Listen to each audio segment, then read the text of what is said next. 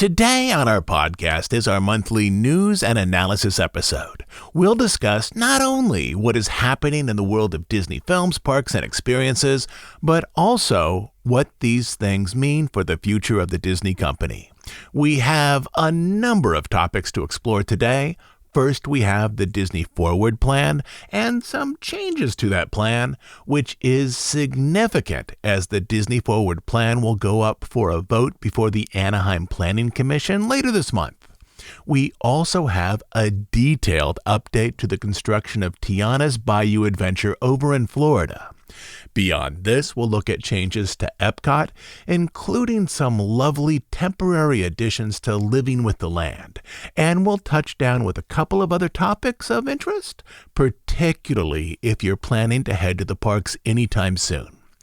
Beyond all this, I have two new video essays as companion pieces to today's podcast episode, which will show you in detail how construction is advancing in Tiana's Bayou adventure and what exactly is happening at the Florida resort in terms of interesting seasonal additions. These video essays will be housed over on YouTube. Our podcast episodes typically post many hours early to Bandcamp, so the video essays will go live when this episode posts to Bandcamp. So if you're on Bandcamp listening to this episode early, those video essays are there right now for you. I've also set up a landing page to collect all of our video essays as they are released. So a simple way to find them is to just click over to DHIpodcast.com. We have a lot of topics to explore today, and if you click over to our video page, we have some companion videos to supplement these topics. If you're ready, let's go.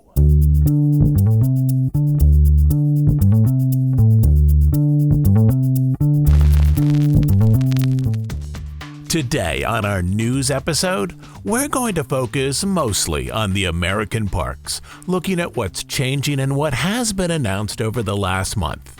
In this last month, I've been both to the Disneyland Resort and to the Disney World Resort, and we'll talk about what's happening on the ground as well. Let's start over in California. In California, the effort for Disneyland Forward continues to move along.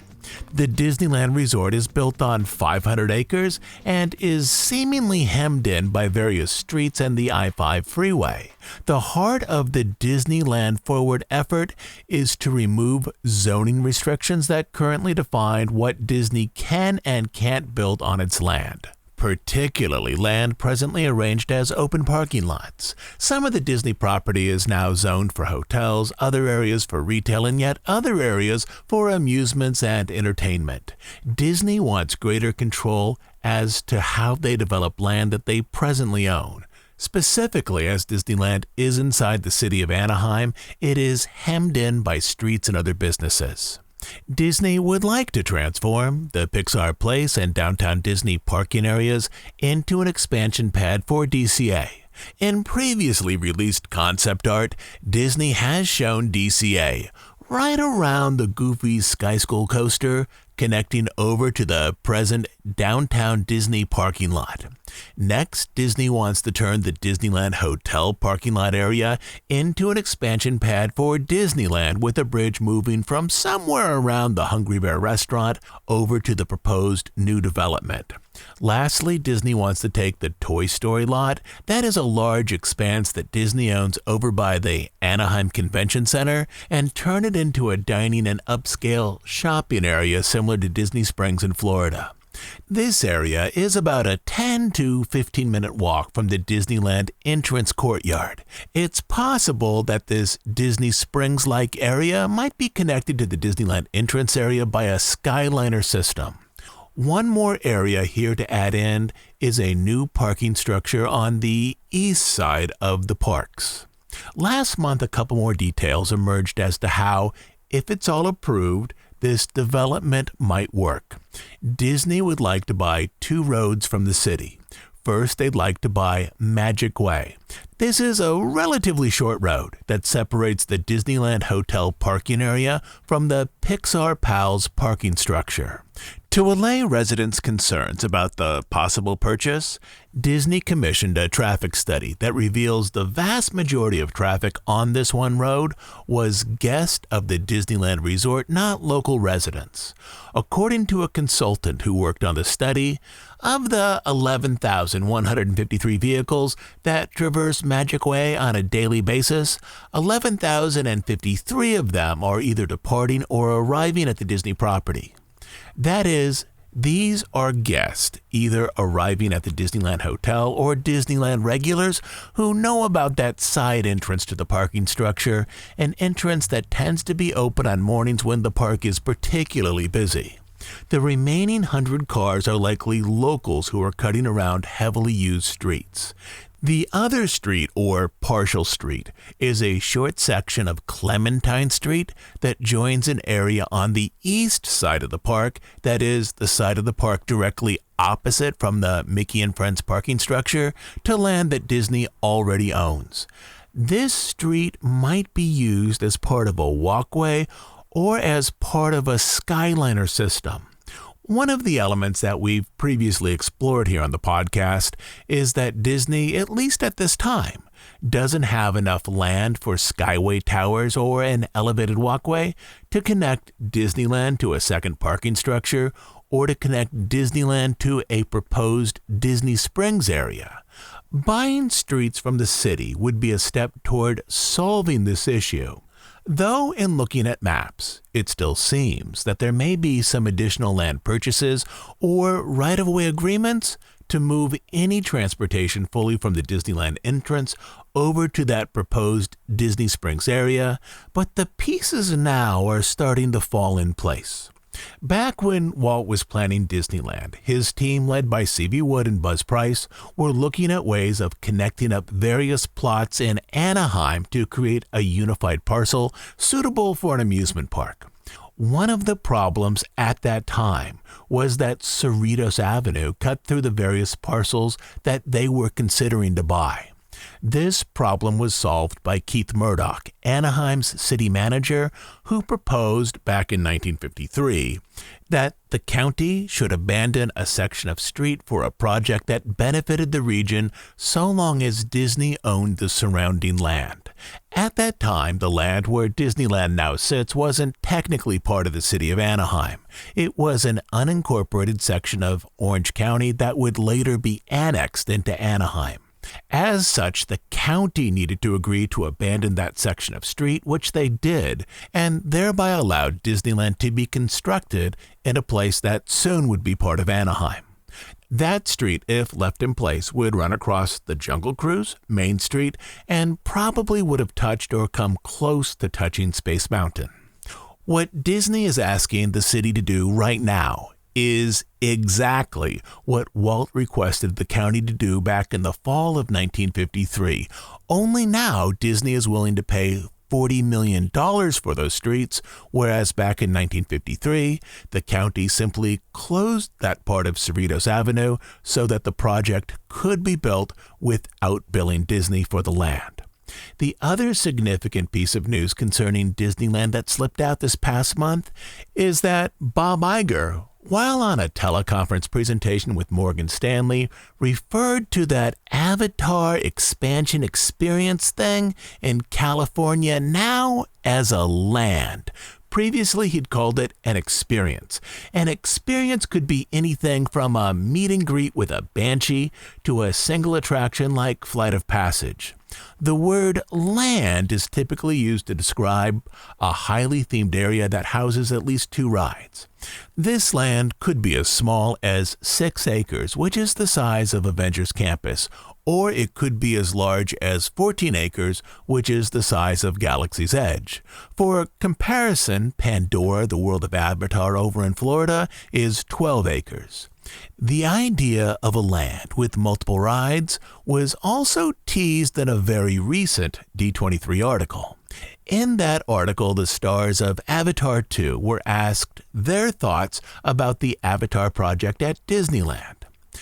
Bailey Bass, who plays a member of the Water Tribe in the movie, put it this way. As a huge Disney fan and a fan of the Avatar rides in Walt Disney World, I am so excited for Avatar fans to be able to experience the world of Pandora at Disneyland. D23 articles are heavily vetted by the company, and this one appears to tease the possibility of a Pandora-style land just like in Florida, somewhere at the California resort. That is, Disney knows that this, quote, creates expectations for an installation similar to the one at Disney's Animal Kingdom, and they decided to print that quote. The question now is, where would a land of this size go in the existing California parks? It's possible that if Autopia was removed, or maybe significantly shortened, a small new land for Avatar could be put on the Autopia area along with the water areas left over from the old motorboat cruise. It's also possible that if Disney were finally able to control the Candy Cane Inn, this is a 171-room hotel on the corner of Harbor and Catella, right behind Radiator Springs Racers. They then could be able to make a smallish land there, a land about the size of Avengers Campus. Disney could even repaint and further finish the backside of the rockwork for Radiator Springs Racers so that it blended into the rockwork for the floating peaks that define Pandora in Florida. Both of these areas would add capacity to the California parks. It's also possible that an Avatar land would simply replace an existing area, such as how Avengers Campus replaced a Bugs Land. There's likely no good place to arrange such a theme swap over in Disneyland, but there's at least one, maybe two such areas in DCA. Clearly, Avengers Campus, Cars Land, the recently updated Pixar Pier, and the even more recently updated San Francisco Square areas aren't going anywhere anytime soon. But this leaves two possibilities. Grizzly River Run is on a huge chunk of land. The ride is popular in the summer, but really empty all winter long. Add in the Redwood Creek Trail, and you have a plot that's about the size of Cars Land. There's also a significantly underutilized section of Hollywoodland, which includes Stage 17, once home to Who Wants to Be a Millionaire, the Monsters Incorporated ride, which is charming but also looks tired after 20 years, an outdoor stage area, and the theater that now houses Mickey's PhilharMagic. This area is another possibility, especially since Stage 17 was one of the persistent early rumors for a place for an Avatar standalone experience. The downside to an IP swap, essentially one land becoming something else, is that neither of these plans, with Grizzly Peak or part of Hollywoodland, expands the footprint of the park and increases meaningful capacity, both of which are needed at the California resort desperately. I think, at least right now, that it's more likely that Iger may be thinking of the Disneyland Forward pads over by the Disneyland Hotel as a place for this type of Avatar experience.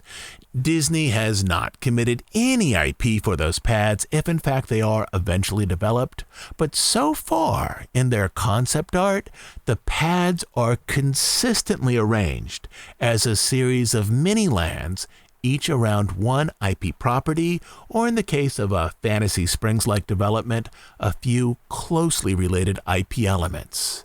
And that right now is what's in play over in California.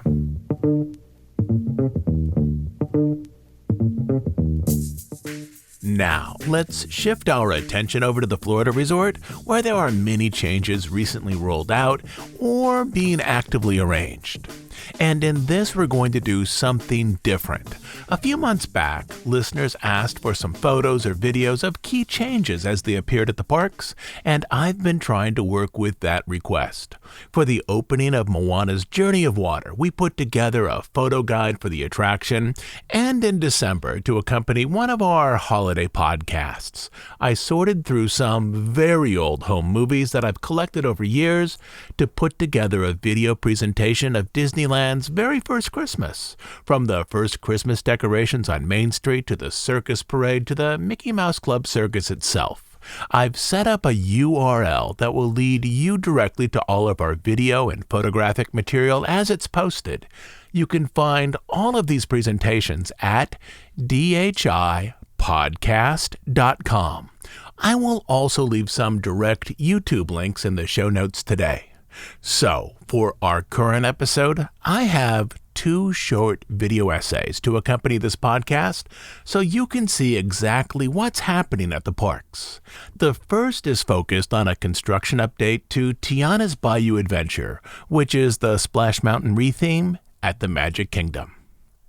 Out at the Magic Kingdom, work continues on the transformation of Splash Mountain, turning Chickapin Hill and the Briar Patch into Tiana's Bayou Adventure. The opening date, somewhat surprisingly, has been moved up from late 2024 to summer 2024. Summer can mean anything from May through September, but I can tell you this. Disney has already arranged for some of the voice actors from the movie The Princess and the Frog to be on site in Florida in April, likely to view the animatronics of the characters that they've voiced and also to film some publicity material. Clearly, there's still a good bit of work to do on this attraction retheme, but the arrival of those voice actors in Florida suggests that the opening may be more likely in the first half of the summer, perhaps June or July, as opposed to the second half, which would be August or September. Any of these dates to me still seems very ambitious. Last September, from a video presentation at Destination D, we discovered that the animatronic for Louis the Alligator was partially finished, but more recently, the voice of Louis, Michael Leon Woolley, enthusiastically posted over on Instagram that he has seen the finished 7-foot-tall animatronic of Louis complete with his head, belly, and tail moving.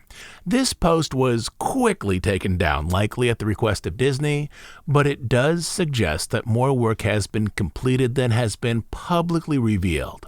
In February, Disney tested the flume, refilling the ride and sending logs down the chute into what used to be the Briar Patch.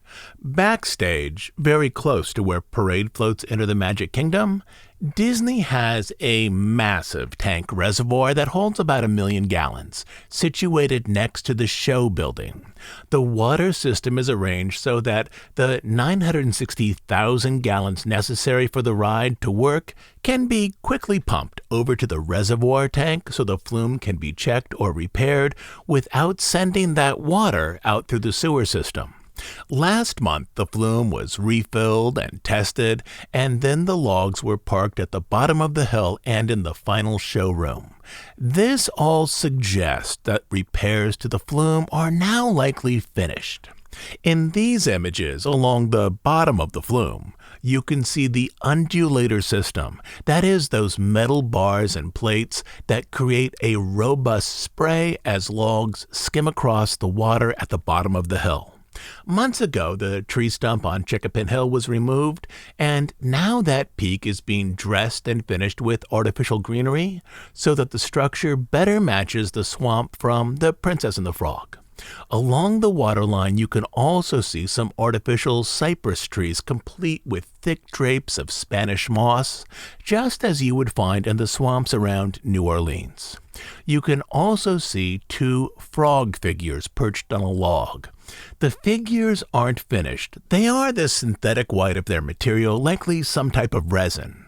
They look an awful lot like Tiana and Naveen in their frog forms, but as the ride is supposed to take place after the movie, that is, after Tiana and Naveen are turned back into their human forms, I'm not exactly sure what these frogs are supposed to represent, but they're clearly arranged for guests to see while on the ride. Another area of interest is a recent mural that leads into the lift area. The story inside the attraction is focused on the need to collect some final ingredients or an ingredient from the swamp to make gumbo. So the mural here depicts vegetables and perhaps spices being chopped up to make a roux for gumbo. This past week out on the hill, craftspeople were dressing and finishing trees with artificial greenery, and over in the entrance area, a new mural arranged in the traditions of folk art has already been painted on the side of the queue structure.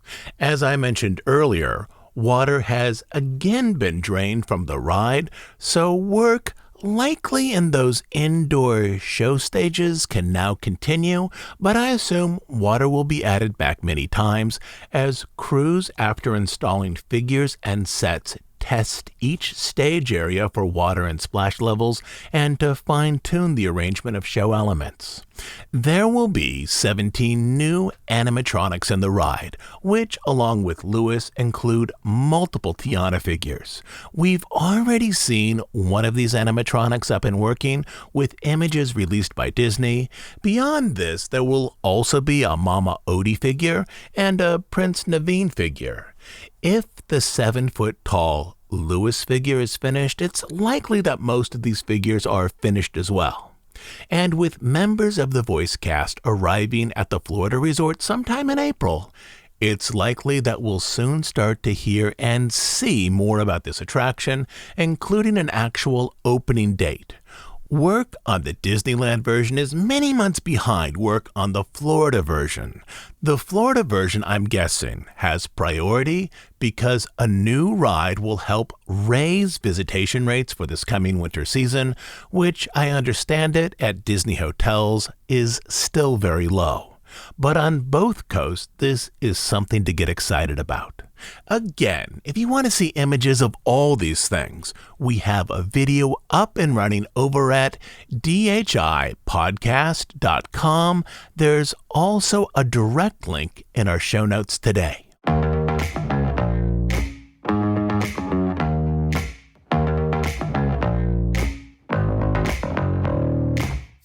On the podcast, we've talked about this idea many times. The Disney parks are an ever-changing canvas where projects of art and engineering are used to change guest behavior and visitation patterns.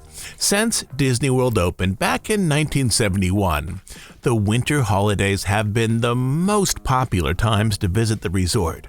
In 1971, the winter holidays were simply the week before and the week after Christmas. Now the winter holidays, with all of the decorations, stretch from mid-November until the very first week of January. The seasonal decorations, such as those Christmas trees, the gingerbread houses, and the various holiday fare, speak in part to resort regulars and locals more than to traditional tourists. If a family is going to Disney World for its once-in-a-lifetime or once-in-5 years vacation, that family will find many experiences that are new for them in the parks. But if you go every year, or if you're a local, you're likely already familiar with the headline rides and attractions that are found throughout the 4 theme parks. So new seasonal decorations, holiday overlays, and entertainment become a reason to visit the resort, a reason that makes your experience feel a little bit new. Seasonal decorations have proved extremely successful during the winter holidays in increasing crowd levels. Each night, thousands of people circulate from one massive gingerbread house to the next, so much so that I would advise against booking a room at the Grand Floridian during the weeks around Christmas. So many people come in to see the massive gingerbread house at the Grand Flo that it can take 15 or 20 or even 25 minutes at times to get back on the monorail and go to a park or another hotel. The winter holidays at Disney World have always been popular with regulars and with locals. But in the past couple of years, Disney has been ramping up its efforts to use decorations, ride overlays, and entertainment to expand another season of high visitation, which are the weeks around spring break, which typically includes Easter. And presently, the displays are more prominent and noticeable than they have been in recent years. There has always been some decorations for the Easter season, but back in 2019, the year before the pandemic, the Grand Floridian put together a trial campaign to make the spring break season a little bit more like Christmas. They had a plan to create a grand cottage that would sell various chocolates and sweets, similar to how the gingerbread house sold gingerbread and hot drinks during Christmas. But they needed a proof of concept before the resort would invest in this project. In 2019, the Grand Floridian set up a table right next to the front entrance to sell specialty treats for Easter, chocolate eggs and bunnies, as well as baked goods with bright sprinkles. The project proved successful, which then greenlit a plan to create the cottage and place it in the middle of the lobby, exactly where the gingerbread house is positioned during Christmas. The problem, of course, here was the pandemic, in which the entire resort was closed during the 2020 spring season and was operating at a greatly reduced level in 2021. But after that, the resort worked slowly to put this new plan in place. Instead of gingerbread displays, various resort hotels now have elaborate egg dioramas, mostly related to Disney IP, each created by a cast member or a group of cast members. Some egg designs return from year to year, others now are new, just as how the gingerbread houses around December are updated in small but interesting ways from season to season. The largest presentation of decorative eggs is at the Grand Floridian, where tabletop displays surround the Grand Cottage. Eggs are also on display over at the Contemporary, where the designs speak in part to Fantasia, which is one of the themes embraced year-round at the Contemporary. The other two locations are the Yacht Club and the Beach Club, both over by EPCOT. This year, the Yacht Club has a new display that is themed around Moana, with each egg representing a different character or a scene from that movie.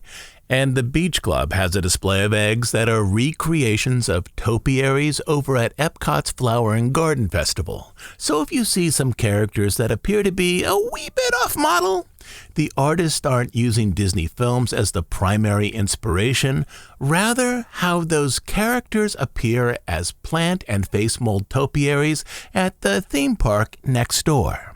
This past winter, Beach Club also had a gingerbread carousel that was themed to Epcot's World Showcase area. So I would take this to be an ongoing motif. Holiday displays here at the Beach Club that recreate unique elements from the theme park next door. But beyond the egg displays, this year Disney is also adding some ride overlay elements, very similar to what they had arranged back in December. During the winter holidays, Living with the Land dressed its greenhouses with Christmas ornaments, holiday lights, and snowmen. Right now, for Flower and Garden, the greenhouses are lightly dressed with elements from a few Disney films. The first greenhouse holds treasures from the sunken ship in The Little Mermaid, such as the Dingle Hopper. The next greenhouse has a display centered around the wishing well from Snow White. Then we have Rabbit's Garden from the Winnie the Pooh films, arranged around the hydroponic lettuce displays. And finally around the hanging gardens is the Mad Hatter's Tea Party from Alice in Wonderland. These displays together likely aren't bringing in new guests to the resort. But the decorative eggs and the ride overlay elements will interest resort regulars and locals. So with these displays, Disney is suggesting a shift in business strategies. They are focusing more on return and repeat visitors as opposed to increasing the numbers of traditional tourists. In other words, this is a repositioning of the overall resort model, in which it may be more productive now, to make the resort feel new for those who visit often, as opposed to enticing a larger number of new guests. That is, the Disney model for a while now has felt a little more tribal, in which many of the people who surround you in the parks or in the resort hotels have meaningful personal ties to Disney films or experiences, rather than the old model, in which people on vacation are simply sampling different experiences from state to state as they take their yearly trips. And in this, the resort model seems to be pivoting more to an underlying tribal mentality that defines much of the West presently, in which people find it easier to spend time with like-minded individuals than to embrace groups that have a wide variety of interests. And that seems now to be happening in the parks, where they are becoming a gathering place for people deeply interested in Disney films and entertainment. I'm surprised how much knowledge various guests have of Disney films and resorts compared to the general guests I used to talk to in the parks a decade ago. Personally, I like some aspects of this change, as it creates a community where many people at the parks or the resorts have touchstones to create conversations. But for better or worse, Disney is becoming more tribe-like, and Disney World is responding by refreshing the resort experience in small but new ways for those who come there more than once a year. And before we move on to the next section, I'll point out that I have posted up a second video essay that showcases the seasonal egg displays and the temporary ride overlays that are currently in Living with the Land. You're probably out driving right now or perhaps on a walk. But later, you can find those two companion video essays for this week's podcast over at DHIpodcast.com.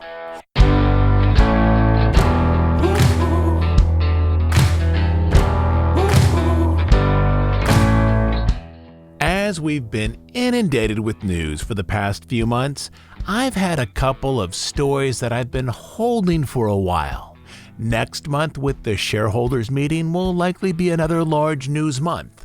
Also, in the coming weeks, the Anaheim Planning Commission will vote on the Disneyland Forward plan to rezone land that Disney presently owns to create more entertainment, shopping, and dining areas. And if that plan is approved by the Planning Commission, it will advance to a vote by the Anaheim City Council, which should also happen later this month. So before things get busy again, I want to dip back into a few recent developments at the Florida resort that we haven't yet discussed here on the podcast. The first is a restaurant, the Summerhouse on the Lake over at Disney Springs. This is a restaurant that opened in December. It's next to Haleo over on the water. It's a lovely location. Like many recent additions to Disney Springs, it's a micro chain, meaning that there are 4 Summerhouse restaurants, each with their own menu.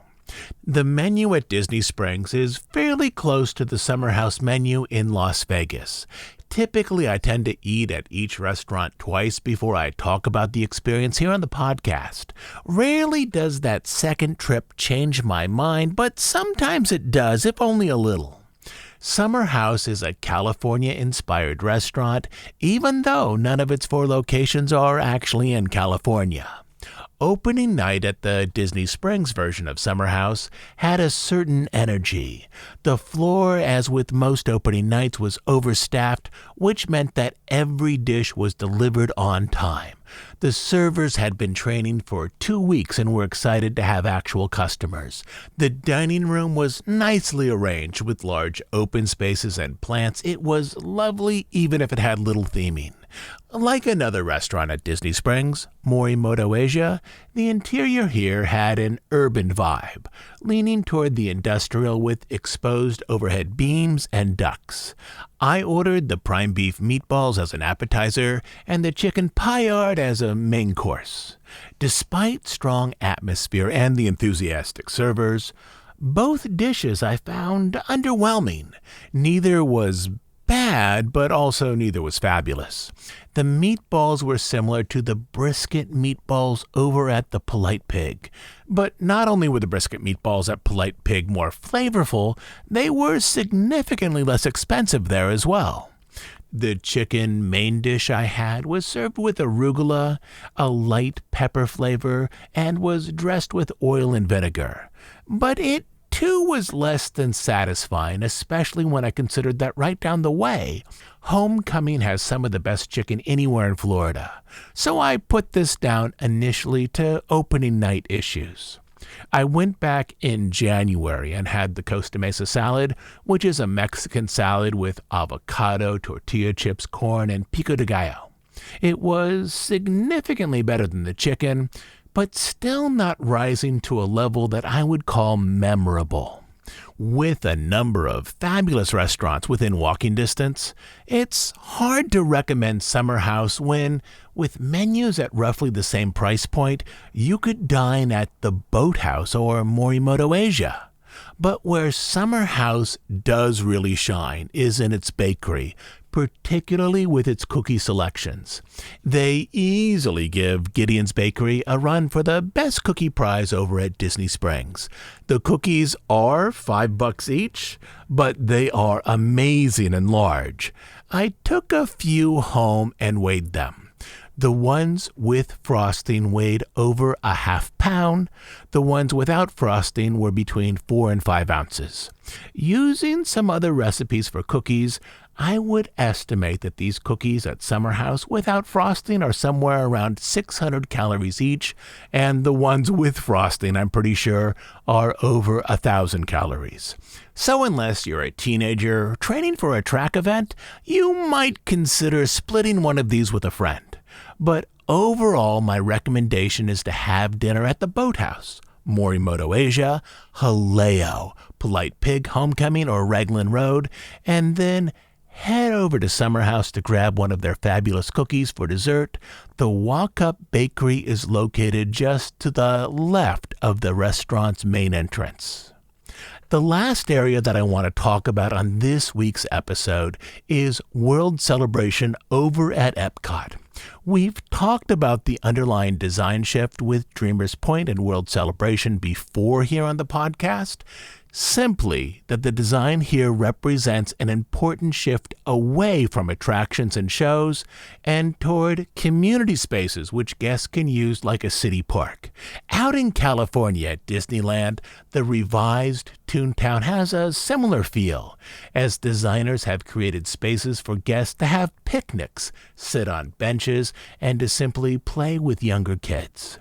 Since it opened last year, the revised Toontown at Disneyland has remained one of the most popular and crowded areas in the park, meaning that this design strategy has met the needs of regular park guests in California. But out in Florida, World Celebration is often empty. In theory, World Celebration should work. It has tables, benches, bar stools, and even some lovely Adirondack chairs. There are endless tabletops. So if you buy food at nearby festival booths or at the Connections Eatery, you have a lovely place outdoors to eat.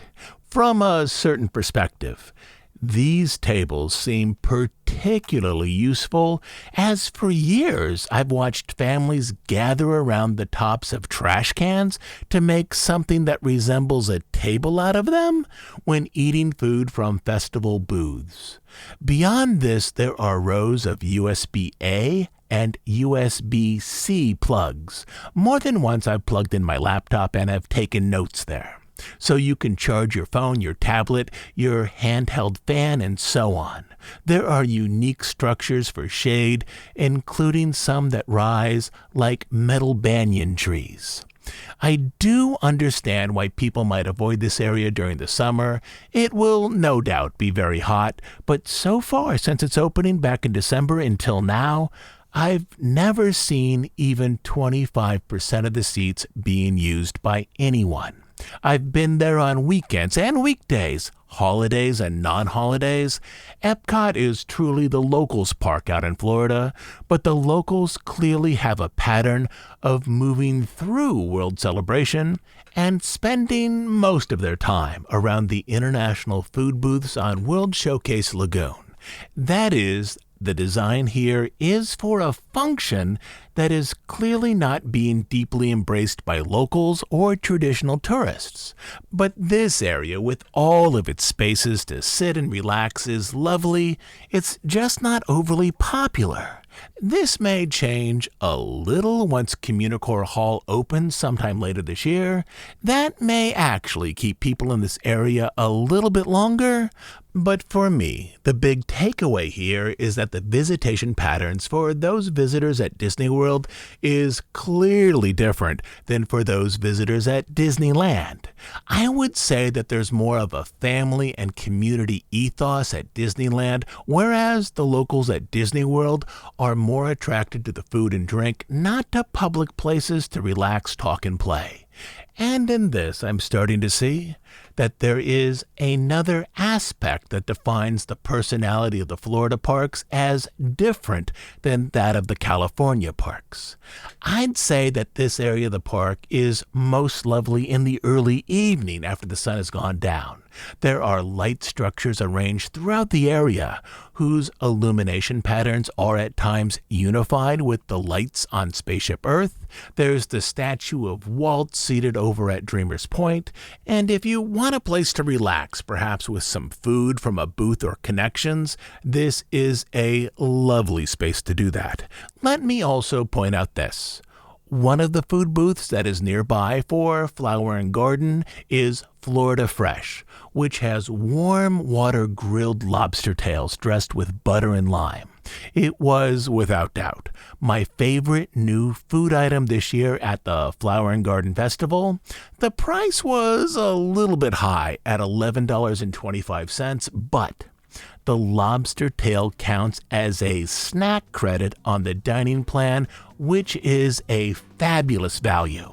If you're there on the dining plan, save 1 credit for this.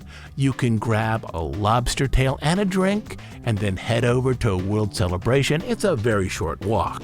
Almost surely you'll have your choice of seats, you can charge up your phone, and you'll likely be far from the crowds who, by evening, tend to congregate over by the lagoon. I'll be back next week with a new episode. Our plan for next week, at least right now, is to continue our story of Walt Disney, Larry Watkin, and the push to change the Disney studio in the 1950s from a modest animation company into an organization that produces live-action features, nature documentaries, and TV shows. This is one of the key moments in the evolution of the Disney company during the lifetime of Walt. In the show notes, I've left direct links to YouTube for the 2 companion video essays for today's podcast. I've also left the URL for the landing page that will collect all of our video materials as they're released. With these videos, we're now expanding what we do here. So if there's something you like, or if you have a suggestion, let me know. You can drop me a note through my webpage, toddjamespierce.com, or simply leave a reply on YouTube. If you really like one of these videos, do me a favor, post it up on social media, as that will increase the number of people who can see it. As you know, we're an ad-free, listener-supported podcast. We do just 2 things: deep dives on stories related to the history of the Disney studio and the parks, and news and analysis of current events as they relate to the Disney company. We are funded entirely by listener contributions, specifically by listeners who join us on Bandcamp as monthly subscribers. On Bandcamp, you will find over 200 episodes not available on iTunes or anywhere else. But the best reason to join is to support the work we do here and to make sure that this podcast continues to exist. So if you like what we're doing, if you listen most weeks, you can support us by becoming a monthly subscriber at dhipodcast.bandcamp.com. I'll also leave a link down in the show notes. Until next week, this is Todd James Pierce.